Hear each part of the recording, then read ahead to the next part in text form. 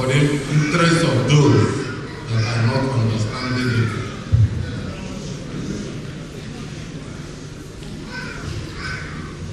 This Colonel does not understand any other language apart from the mother language. And I'm going to break this Colonel with the mother language. And if you don't hear what I'm saying, you can ask somebody next to you to tell you what I'm saying. South Africans, I greet you in the name of Jesus. All the Igbo and the chief of Nigeria, I greet you in the name of Jesus. I greet the president of Umunri Welfare Association in the name of Jesus. Now I have to bring the column out. And I'm asking all the Adelina and Nimmo. All the Adelina and Nimmo. If I would be die. I think I talk if I get it, and if I get it, I am of time. On a menu, and an honor, on a menazo, and an honor. Oda bia owe wetoji. Ndị gboo na-asị na onye wetoji wete ndụ. Mana ọ bụrụ onye wetoji wete ndụ. Onye wetoji wete ihe tagharị ọnụ. Chineke wee wete ndụ. Anyị were asị na anyị ga-adị o. Anyị ga-adị o. Anyị ga-adị ka echi a ga-agwụ agwụ. Mana anyị amakwụkwọ ome. Anyị ga-anọ n'oluo Chineke chọrọ ka anyị nọluo. Ihe anyị chọrọ ka anyị nọte aka zụọ ụmụ anyị, zụọ ụmụ anyị, zụọ ụmụ anyị. Anyị zụchazie ha. I want to see the form of a line. Upon your brother to be back. A man to walk out when you go get you when I can't go to be a banana. Only you will be a only you one will be a only you job will be a take care. Only see my Nigeria will be a dislocation. When I say now, okay, the Lord, you do one, the Lord, the Lord, see the cake, high blue, but I Jesus. Okudelo, I don't know, say now, the high blue, the high see the high will question the back. But last week, those are well around the Bosia. And the master Chineke the road and the Nahaji. Budonatus, the Malay, when you lose the Glensoka, and Kennedy, who go down on behalf of Namicha's play. Obi the line in Chanine America, who be under your time. All this time will let you now here. Okay, so I will not let that. Animals, if you did it, Animals, come on, Chineke, and you go get come on, and cha. The fucking guy gave way to Gabalan. The guy gave you a lot of money. The guy got a book, I did look your child.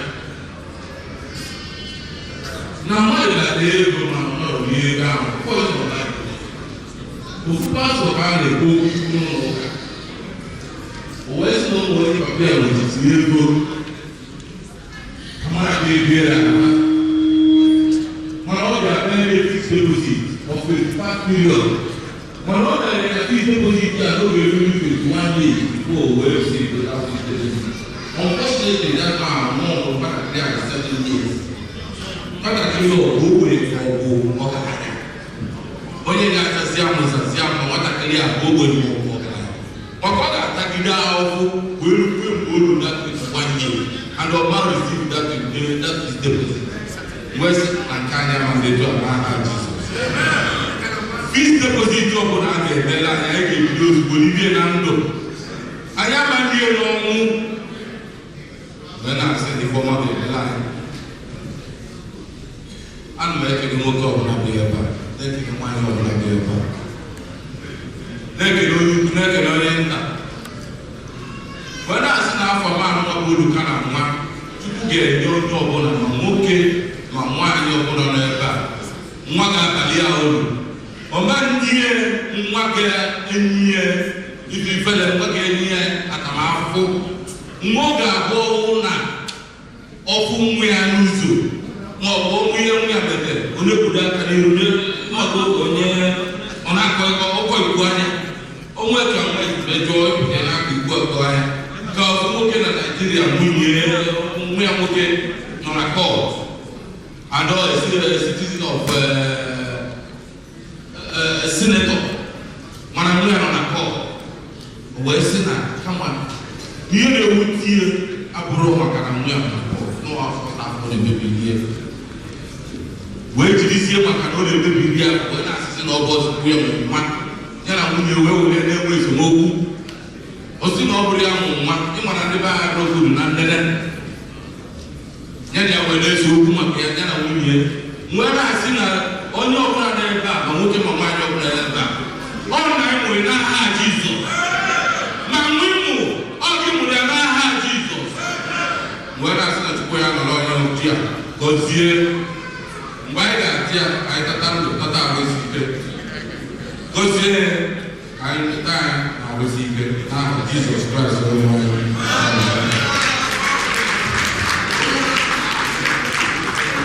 Onye ji ọjọọ ụwa ebe ọ bụla ọ nọgidere butere m ife ka akpịsị onye nwa wepụ aka ọchị na edebe ọnọdụ ji onye nwe kpọmụrụ wee gbanya ya na ife a.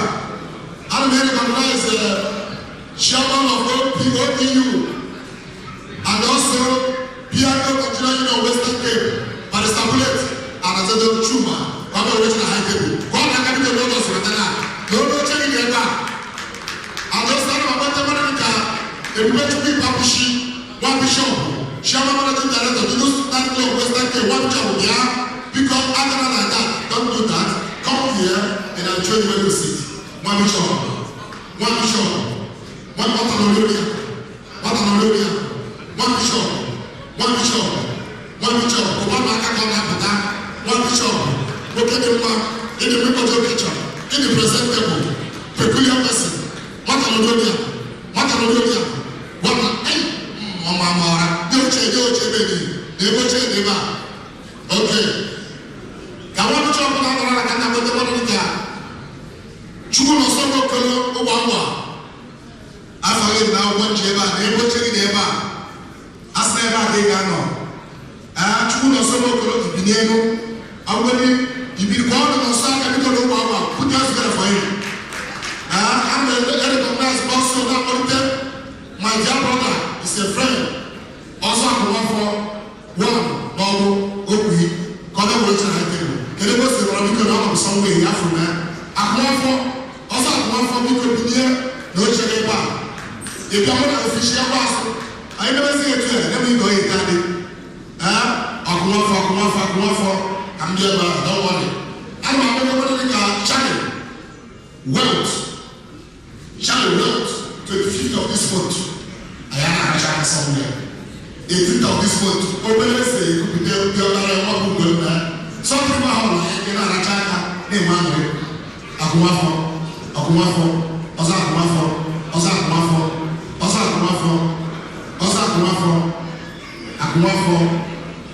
You can have a good watching. Akumafo. Wealth. Akumafo. Yeah, the organizer. Yeah. She the director of event. Imam Wosu. Chief Emmanuel Wosu, the director of this program, if I am today. Chief Emmanuel Wosu, director of event.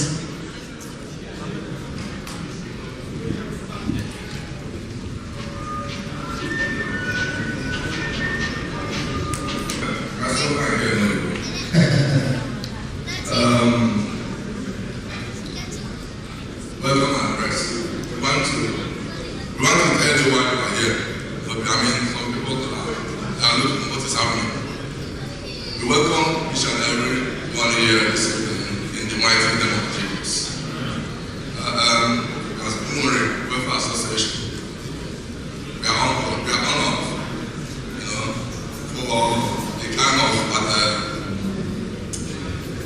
for the kind of attention people are giving us today. We are so happy. Thank everyone that has come this evening to celebrate with us. What are we celebrating? Yam. What is yam? I mean, most of our visitors say they don't know what is yam. Yam festival. Why celebrating it? Well, in Austria, precisely. Because I'm just going to say one or two things about it. Because I got to elderly people here. I mean, about two of our traditional custodians that will help me to explain yam and the festival itself. That wasn't much of a time. New Yam Festival is actually the eating. I mean, it started about 100 years ago by our forefathers. I mean, it's being celebrated all over the world within the Igbo community around the globe. And the celebration marks the beginning of eating of the yam, which comes up every harvesting season. Just to make it might not be very, very clear with one. Please, let's noise, please. The chairman is talking, please. Celebration of the New Yam Festival shall be very far. And it's a kind of a thanksgiving by our forefathers. I mean, during the harvesting season, they will thank their God. And it goes on and on and on and on. And in our own time, we say that we're not going to leave it. We're going to continue where they left. And within that, it's a kind of calling our people together. You do it in America, in London, everywhere you find Igbo people. It's a very, very rich culture in our own society. So that is exactly what we are doing today. And why this one is different is because we are celebrating it outside Nigerian soil. That is why it is very, very important that when you come here, sit down quietly and listen to my traditional rulers that we are invited especially for this occasion. I thank you. Igbo man, yeah. Igbo man, yeah. Igbo man, yeah. One, yeah. Slum, yeah.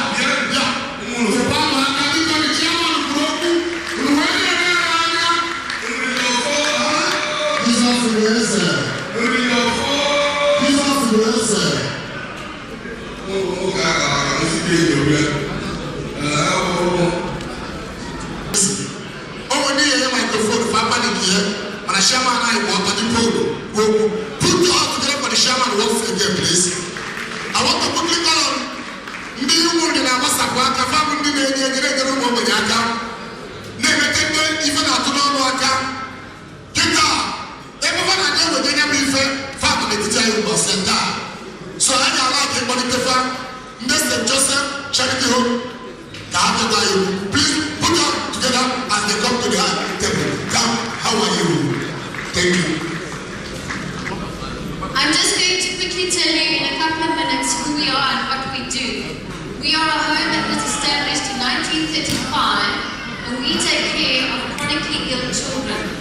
We take care of children who've been referred to us from the Red Cross Children's Hospital, from the Tiger Bird, from Curtis Key, who we take care of, who cannot go home to be taken care of their parents. We take care of children, for example, who have cancer and undergoing chemotherapy. They come to us while they are going through their treatment, and once they are healthy again, they go home. One of the core values of St. Joseph's is that we believe that every child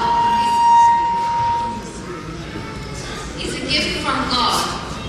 And we make sure that every child believes that they are the most special child on earth. And we do that in various ways. Our relationship with the Umunri Welfare Association has been a fantastic one. They help us with something that's the most expensive, and that's food.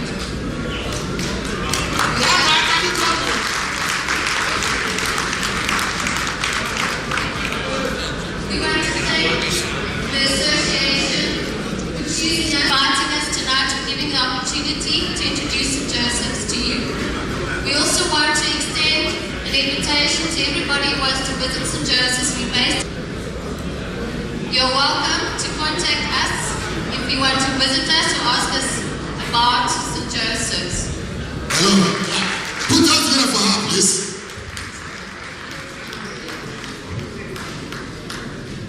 I'm not going to take up too much of your time. We just want to thank Umunri for inviting us, and we hope that you have a special evening. And we really want to extend a special thank you for your support. Your support has meant a lot to us, and it has meant a lot to our children. The relationship does make a difference. Thank you. Because the guy Morono, Chanta Akabikomi, and Mandalay, please. Kumano Akabikomi, put that together for them. If I am every time. Now people, Okowara Ifebo, Chi, and the Yam. Put that together for him. Put that together. Thank you.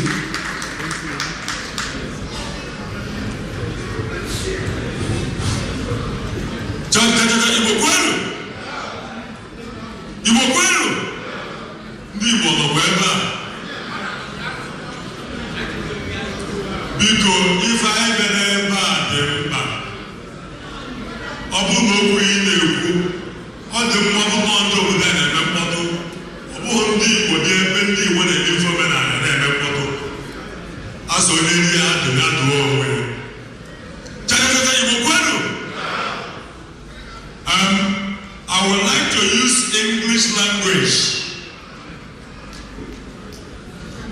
to introduce Yam.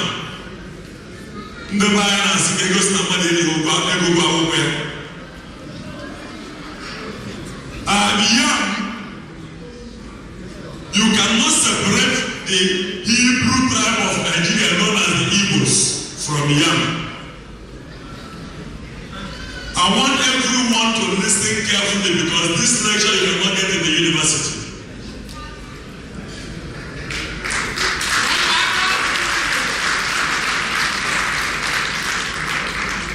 I was on SABC 2 some years back. They said the Igbos are the #1 citizens of the world.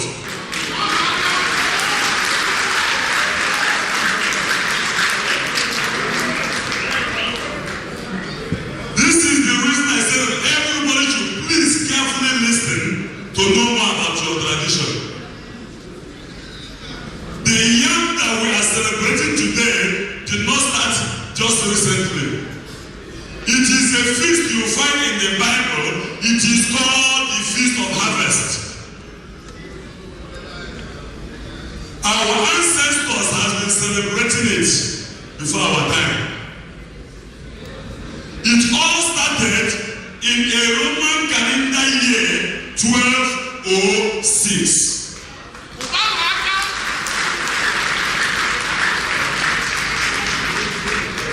When the current Igbos, known as the Hebrew tribe of Nigeria, migrated when they landed in a place known as Enugu and Rueli.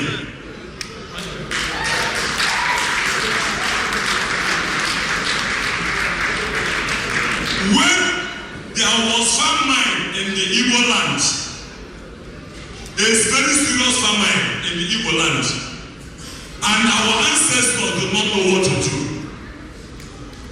And according to the Bible, when things go terribly wrong, we inquire from God.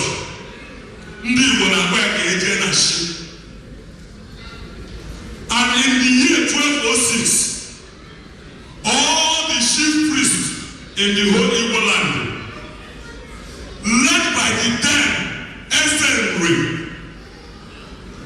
led the chief priest of the Igbo land to a place known today as Aroshiuku or Aroshuku.